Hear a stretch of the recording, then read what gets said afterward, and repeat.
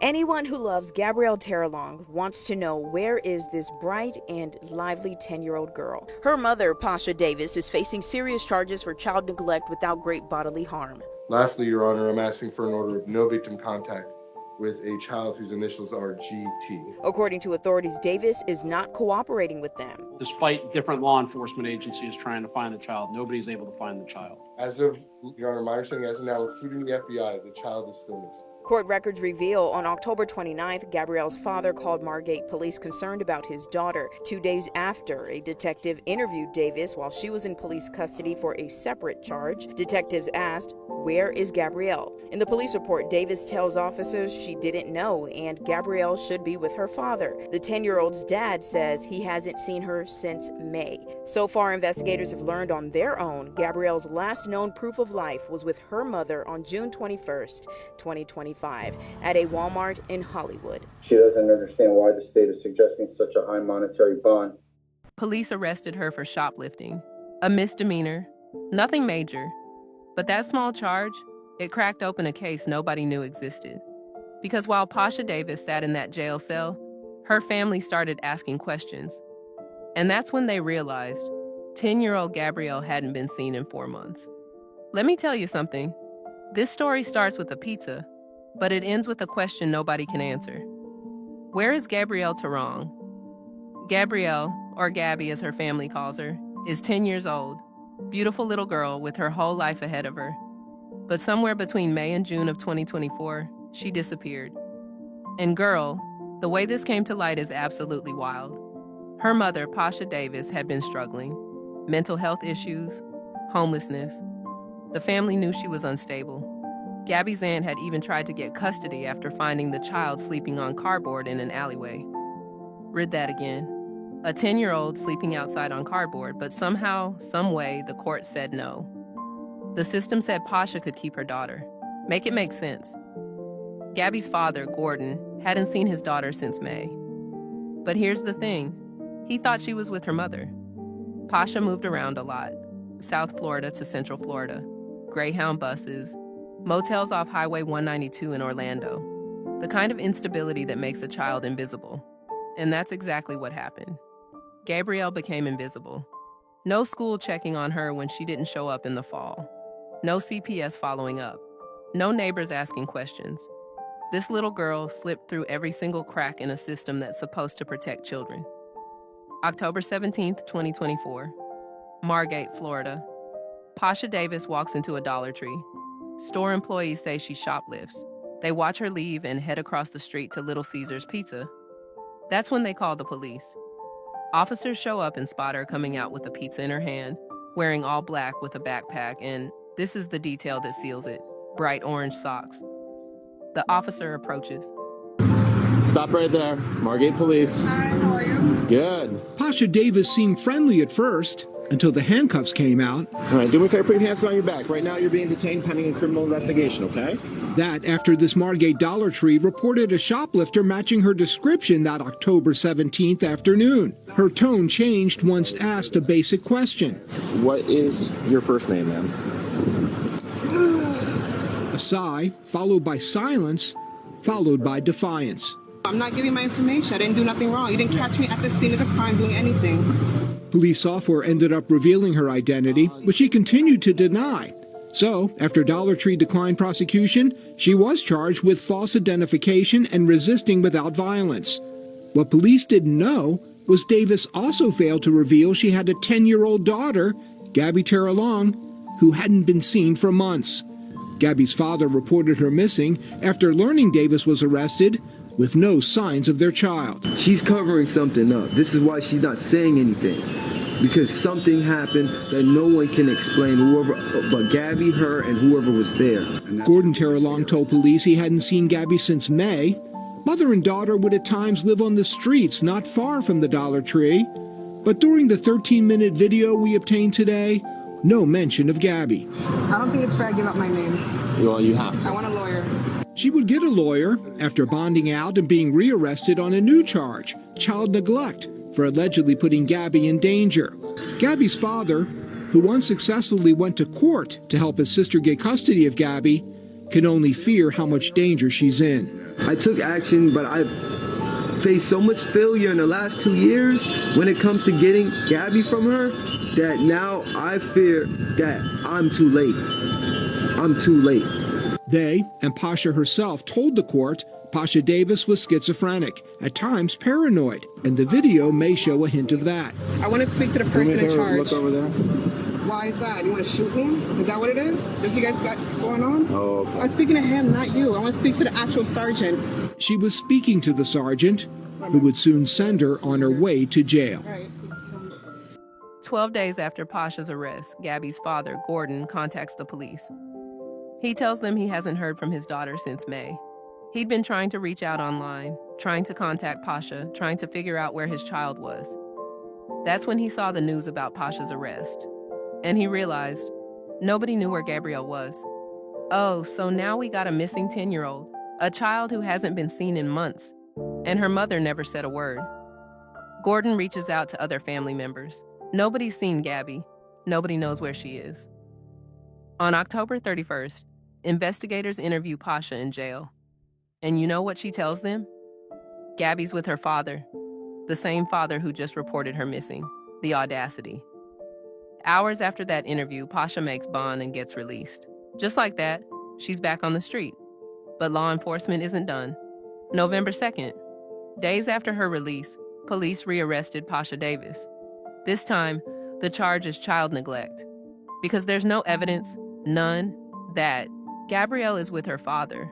There's no evidence she's with anyone. There's no evidence she's anywhere. Is found. A little bit of the backstory. Gabby was last seen on June 30th getting off of a flex bus here at the Florida Mall with her mother, Pasha. But on July 7th, Pasha was seen getting on a bus here again, but without Gabby. The family would travel to or between Central and South Florida. Law enforcement tells us that Pasha does suffer from schizophrenia. Once again, that is Gabby's mother. Gordon, Gabby's father, last saw his daughter back in March, but was ordered by the court to stay away from Pasha and Gabby. Gordon says he realized that his daughter had gone missing by simply doing a Google search daily. He had been looking for them. That's when he saw that Pasha had been arrested in October. The Osceola County Sheriff's Office says they have looked for Gabby in homeless camps and areas where Gabby's mother and father, who are transient, have been before, including the abandoned Orlando Sun Resort out in Kissimmee. We did hear from Gabby's father today, Gordon. Here's what he had to say. It's a nightmare, but a headache at the same time because I was looking for them.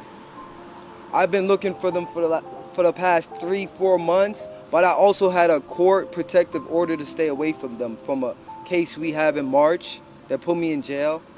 So pretty much I was seen with them in May trying to get them off the streets, and she's been eluding me. She got the police involved again. That's how I can stop her.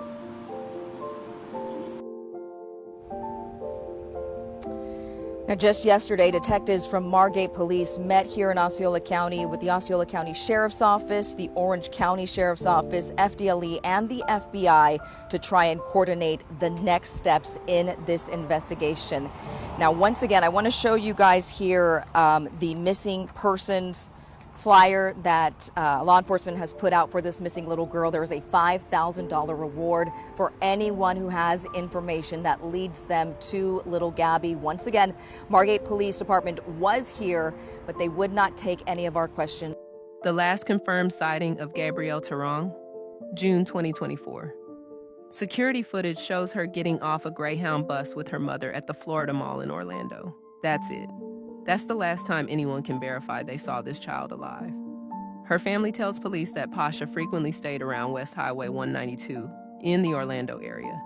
Motels, shelters, the kind of places where people come and go and nobody asks too many questions. Detectives say the family was known to use Greyhound buses or Flex bus to travel between South and Central Florida. Constantly moving, never stable. And somewhere in all that movement, a little girl vanished. Gordon speaks to the media. His voice cracks when he says, "I've been pretty much in my head thinking the worst in a nightmare. I don't want to believe it. But let's be real. Period. When a mother can't tell you the last time she saw her child? When she's out here fighting police over orange socks and pizza while her daughter is missing? When she lies and says the child is with the father who's literally the one who reported her missing? That mother knows something.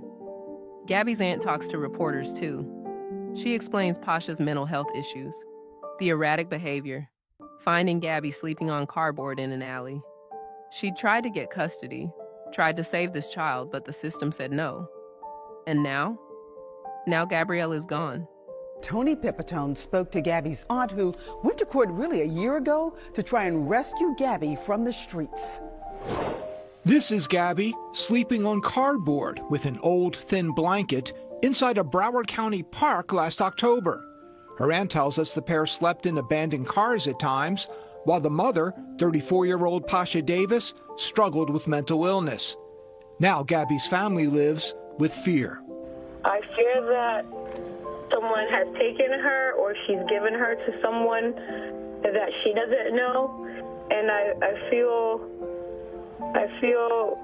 very powerless. Gabby's father, the aunt's brother, reported Gabby missing to Margate police last Wednesday after discovering Davis had been in the Broward County jail for nearly 2 weeks.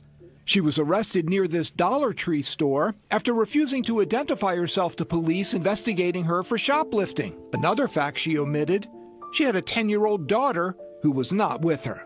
And the fact that she's been arrested and she's not contacted anyone, to our knowledge, raised the red flags that the child is possibly missing. So then the last step would be to call the officer and see if they picked up his daughter and put her with DCF. And they said there was no child present when they arrested her. They don't know of anything about the whereabouts of his daughter. Now that 10-year-old girl is the latest addition to the FBI's Kidnappings and Missing Persons webpage, as they, FDLE and Margate Police, are looking for her and her mother, who posted $200 bond and walked out of the Broward jail Friday, 2 days after her daughter was reported missing. Gabby's aunt is angry and frustrated. I took them into my home many times, and without the help of child services, I was not able to keep them safe in my home. The mother took her child and ran away at any moment that they could. She said Gabby thrived when staying with her. Gabby's a loving little girl. She's always trying to be upbeat, given the situation.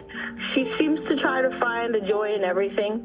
But a judge dismissed her attempt to gain temporary custody of Gabby in May, unable to serve Davis with the required court papers to move the process forward. This photo of Gabby, headed to school last December, was, according to the aunt, taken 1 day before Davis, fresh out of an involuntary mental health commitment, returned to take Gabby and head back to the streets.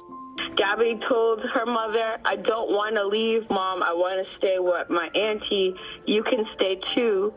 And her mother would shush her and tell her, correct her. And she told her mother to behave. She's always ruining it for them. November 7th, 2024. Pasha Davis stands before a Broward County judge. She's been in custody for days now on that child neglect charge. And the judge wants answers. Everybody wants answers. The prosecutor speaks first, and what he says is chilling. Understand that allegedly she doesn't know where the child is? Your Honor, what's understood is she hasn't said anything. It's not known if that's actually accurate or not. She hasn't given any piece of information about the last time she saw the child. Read that again. The mother of a missing 10-year-old child has given police zero information about when she last saw her daughter. Not a date, not a location, not a single detail. The judge asks about Gabrielle's whereabouts. Pasha's defense attorney jumps in, talking about how his client is innocent, how she wants to fight these allegations. But here's what he's not saying: where Gabrielle is, because Pasha hasn't told him either. Bond gets set at $100,000. And as of now, Pasha Davis is still sitting in Broward County Jail, still not talking, still not cooperating. Moving on, law enforcement is scrambling. You got detectives in Margate working with investigators in Orlando because this child could be anywhere across Central and South Florida. That's a massive area to cover. Hotels, motels, bus stations, shelters, anywhere a homeless mother and daughter might have stayed. But here's the problem.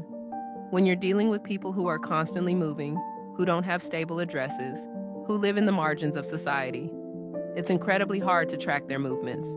There's no paper trail, no lease agreements, no utility bills, just cash transactions and word of mouth.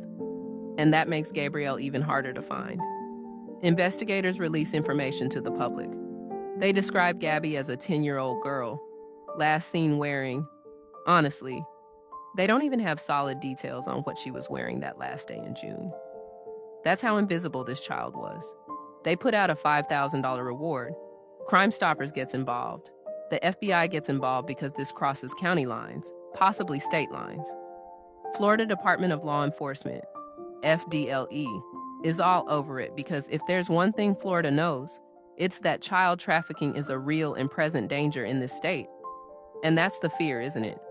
That's what nobody wants to say out loud, but everybody's thinking. A beautiful 10-year-old girl living on the streets with an unstable mother, constantly moving through areas known for motels and transient populations. Girl, the vulnerability is off the charts. The system's failure. Let's talk about how many people failed Gabrielle Terong. First, the courts. The aunt tried to get custody. She had evidence, actual evidence of this child sleeping outside on cardboard, living in dangerous conditions. But somehow, the system looked at all that and said, nah, the mother can keep her. Second, the school system. Now, I know it was summer. I get that. May, June, July, August. Those are typically break months. But September hits and Gabby doesn't show up for school? Nobody flagged that. Nobody called home. Nobody filed a report. You might say, well, maybe they thought she transferred schools. Sure, but there are systems in place. The McKinney-Vento Act requires schools to ask about housing situations when children enroll. If a family is homeless or unstably housed, schools are supposed to document that and provide support. So what happened? Did anyone ask? Did anyone check? Third, Child Protective Services. The aunt reached out. The family had concerns. Pasha had documented mental health issues. She'd been Baker acted before, which means she was involuntarily held for psychiatric evaluation. But where was CPS in all this? Fourth, and this is tough to say, but where was the father during those months? Gordon says he hadn't physically seen his daughter since May. He was trying to reach out online, trying to contact them. But 4 months go by before he realizes something is seriously wrong.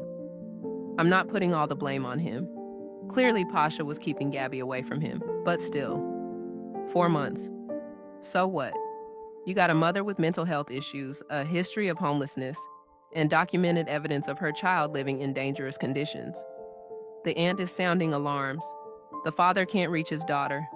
And somehow, nobody with the power to intervene actually intervenes. Make it make sense. One expert put it like this.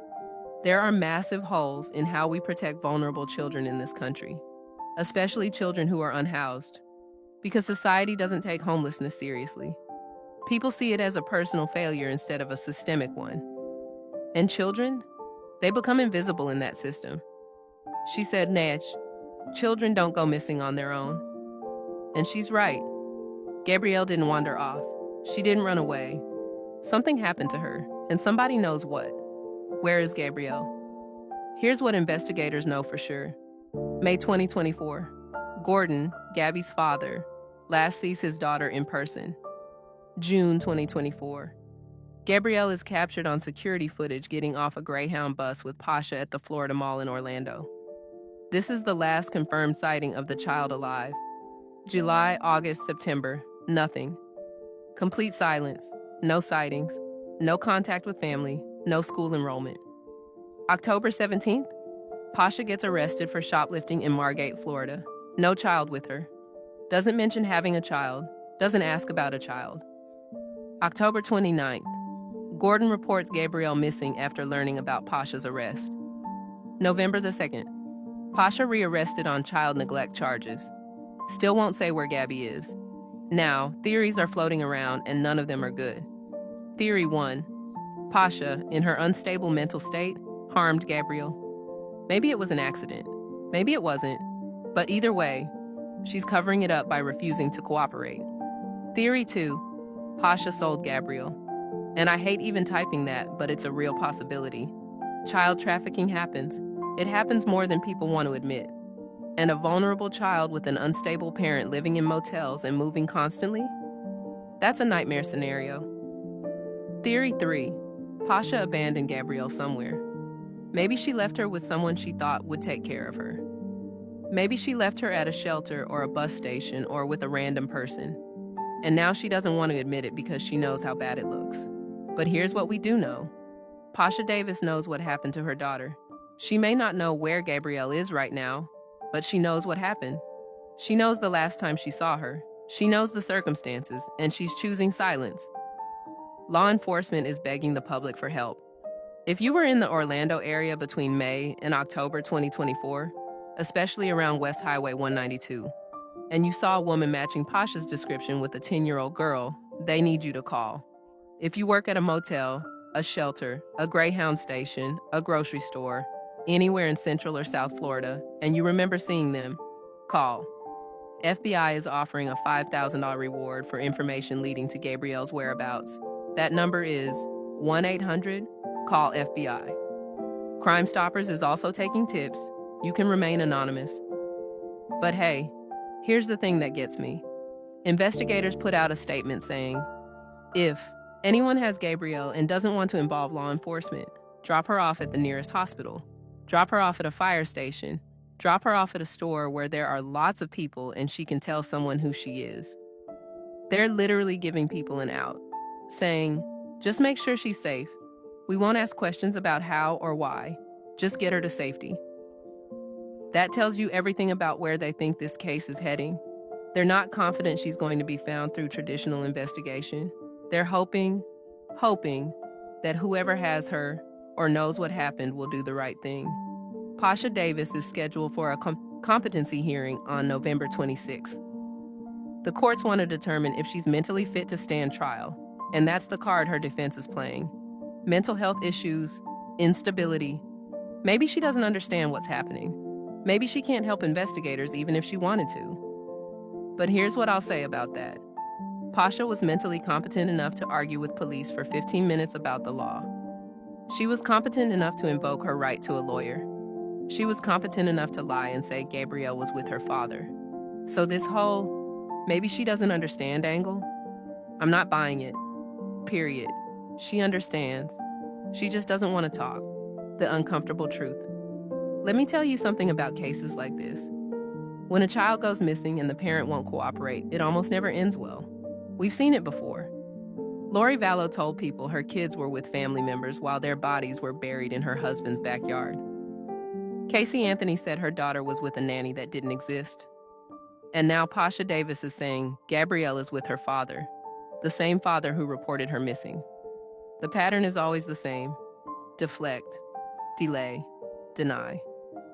Experts who work these cases will tell you, mothers who refuse to cooperate in the search for their missing children almost always know exactly what happened.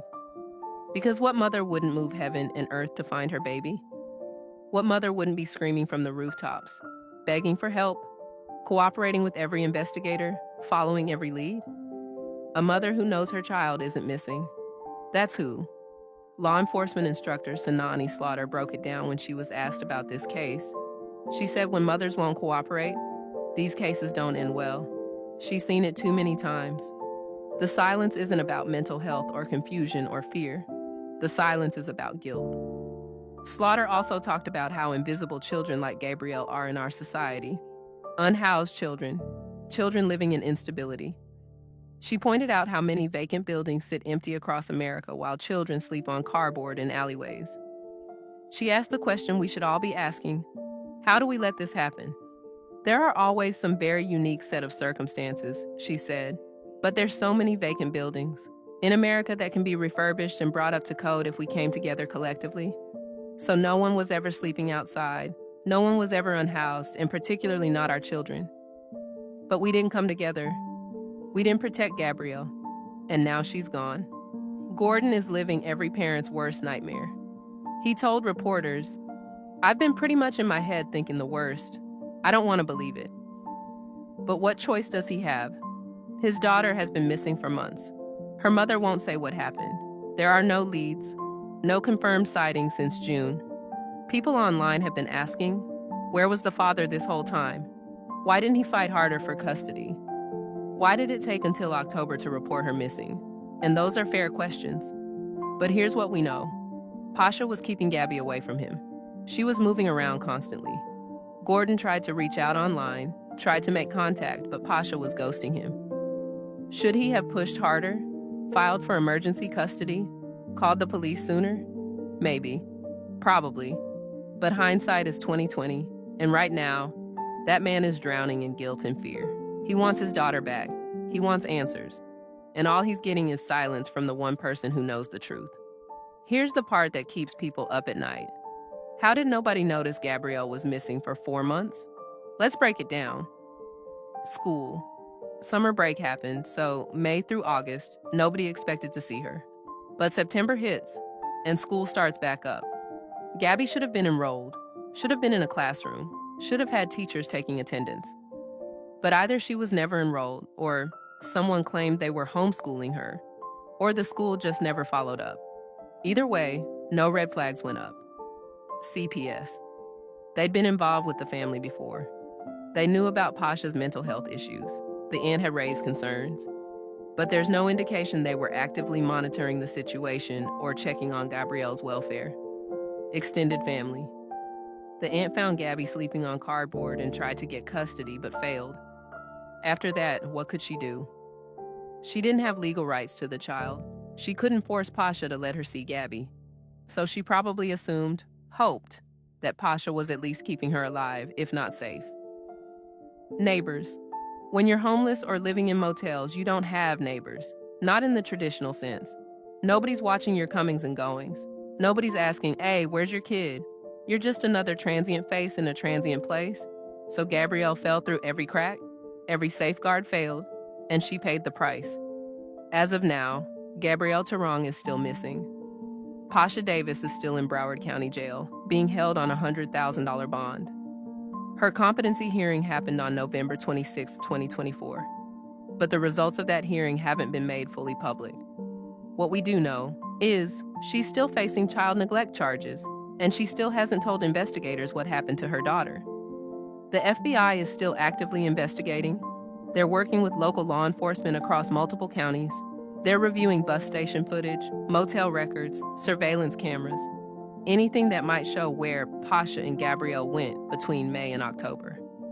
They're interviewing people who might have seen them, motel clerks, bus drivers, shelter workers, anyone who came into contact with a woman and a young girl during those months. But so far, nothing solid, no body, no witness who can definitively say, I saw them here on this date and this is what happened. No breakthrough. The National Center for Missing and Exploited Children has Gabrielle's case in their database. Her picture is out there. People across Florida and beyond are looking for her. But the clock is ticking, and everyone knows it. The longer a child is missing, the less likely they are to be found alive. That's just the reality. People following this case have so many questions, and honestly, none of them have good answers. Did Pasha harm Gabrielle in a moment of frustration or mental breakdown? Possible.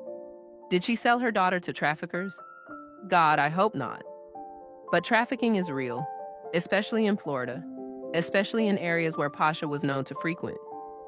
Did she abandon Gabrielle somewhere, thinking someone else would take care of her? Maybe. But if that's the case, why not just say so? Why the silence? Did something happen to Gabrielle while they were living on the streets? An accident, an illness, something Pasha couldn't control? And she panicked? Could be. But again, the silence suggests guilt, not panic. Or is Gabrielle alive somewhere, hidden away, while Pasha plays games with investigators? That's the hope. That's what we all want to believe. But it's hard to hold on to hope when a mother acts like this. This case is about more than just Gabrielle Terong and Pasha Davis. It's about every child who lives in instability. Every kid sleeping in a car, in a shelter, on a friend's couch. Every child whose parent is struggling with mental health issues, addiction, poverty. It's about a system that talks a big game about protecting children but fails them when it matters most. A system where an aunt can literally find a child sleeping on cardboard and still be denied custody. A system where a 10-year-old can disappear for 4 months before anyone officially reports it. It's about how we treat homeless people in this country, how we turn away from them, how we pretend they don't exist, and how children get caught in that invisibility. Gabrielle Terong deserved better. She deserved a safe home. She deserved a mother who could care for her, or a system that would step in when her mother couldn't. She deserved to be seen. And now, we can only hope she's found, alive, safe, ready to come home. But let's be real. Anyways, most people following this case know how these stories usually end. Legacy reflection? Gabrielle Terong's case exposed every failing in how we protect vulnerable children. A beautiful 10-year-old girl disappeared into the cracks of bureaucracy, homelessness, and a mother's silence. If she's never found, she becomes another statistic.